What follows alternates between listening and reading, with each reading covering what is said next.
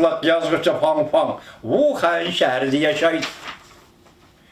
Onun bildiğine bizden bildiğimizin ki öpkü yallığı virüsünün etinişlik jokumlu nişi doğrusu da Fang Fang yazgıcı Fang Fang'ın kündülük hatırısı inçki ve tepsili okup çıkıdığın ve ötkün nezeri bilen küzdüğün bolsakla okşaş təsiratı bulunuz.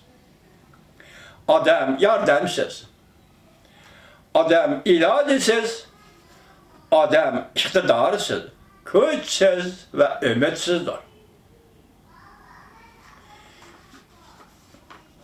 Yazıcının bu hatırısı perdezlenmegen ya ki yalgan da tüküşmü emez. Bu alemge koyulgan sual soraktır.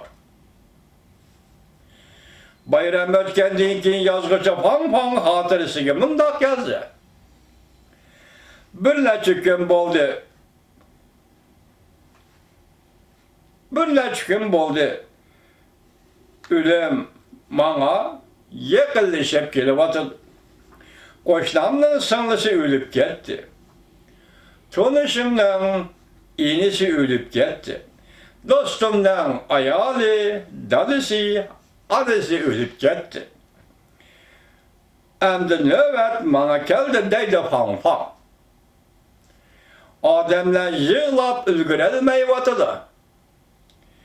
Afet başlanğandı dəstəbdi ölgənlər əvvəl yuxumlanğanlar ölübdü ketmedi ölüşdün buran ümitsizlendi.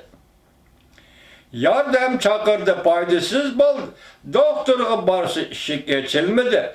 Doğru alaydıysa doğru hanelerde. Kisel köp karvat yetişmeydi. Doktorlar hem kalay mı kalışıp gitti. Eş kalgını nime? Ölüm. Ölümden başka nemi eş kal